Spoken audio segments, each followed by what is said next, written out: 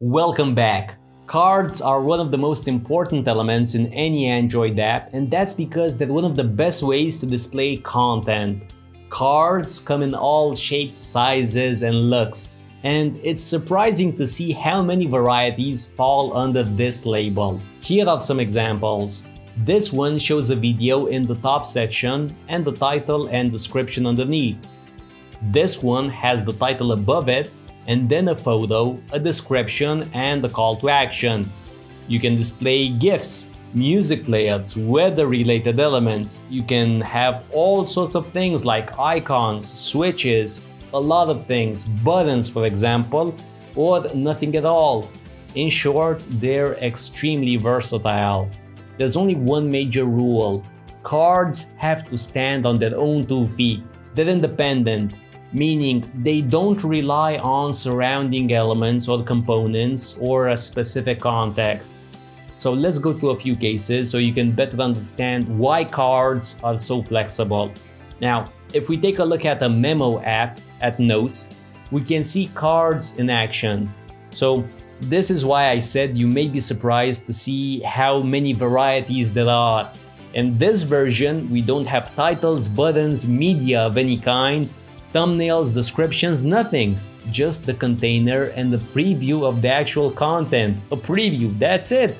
So that's cards for you. Now, considering all this, I don't have a specific size or a template that you should follow. Think about what content needs to be included and apply the design principles from this course, specifically the ones we're gonna discuss a bit later on in the course. For example, using the right aspect ratio, consistent spacing, great typography in the forms of legibility, adequate line height, and size basically is super important when it comes down to text. So these are the things that are gonna make or break it. Now, let's switch to iHerb, a very popular supplement store that features multiple cards on their initial screen. First, here's a row of various brands. So a very minimal approach regarding content. Directly underneath this row, we have something completely different. A photo of the product, title, star rating, price, but also a menu that holds 3 options. Now, that's quite a lot. Moving on down, we see another card for the blog post. This again features a photo, title, and the description.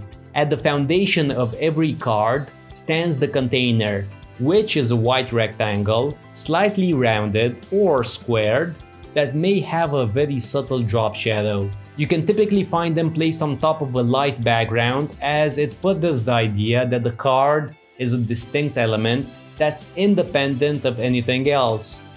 Here's another example, Glovo, a delivery app that's taking Europe by storm, food delivery basically.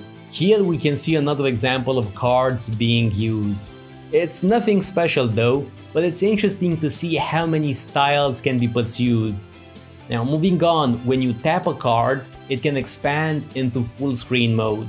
But there are cases where there's a drop-down icon that shows us the card's ability to reveal even more content. This example on material.io is spot on. What's important is you don't have 2 scroll bars in your app. So if the card reveals a lot of content underneath, you'll have to scroll to it, but you won't get a secondary scroll just for that action. Okay, continuing along, cards can be stacked on top of each other, but there are lots of cases where you can place them in a row with a horizontal scroll. So this is a very popular approach as it delivers a lot of content, but it's under the user's control. This makes it less likely for the user to feel overwhelmed by the sheer amount of information. Now, again, please be careful when you mix tabs with scrolling cards. By default, the user knows that he can swipe and switch tabs. But if he touches a region that's featuring a scrolling card, a horizontal scroll for the cards, he's gonna end up shuffling through them instead. So this is the type of thing that really annoys users. This is something that seems small, like it's a small inconvenience, but actually people hate it.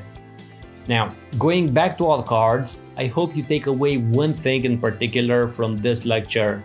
A card does not have one particular look or size. It can include lots of elements, or it can take up the form of a rectangle with a bit of text on top of it, and that's it. What's essential is you lay things out in such a way where the goal of the app, the objective, is fulfilled without overwhelming the user with lots and lots of information, right? Now we're gonna talk about that second part in a dedicated lecture, but for now I wanna see some other cards you've identified in other apps.